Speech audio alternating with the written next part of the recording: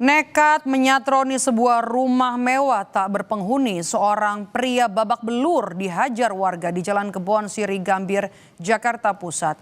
Pelaku mengincar kabel dan besi yang bisa dijual.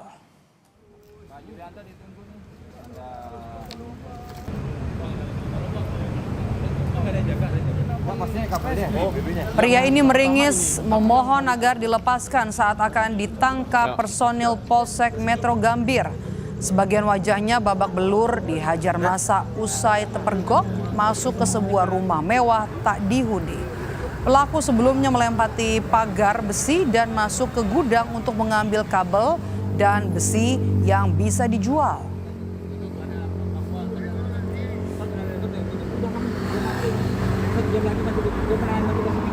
Rumah kosong dijaga oleh security, tapi rumah itu sudah tidak dipakai tinggal sama yang punya rumah.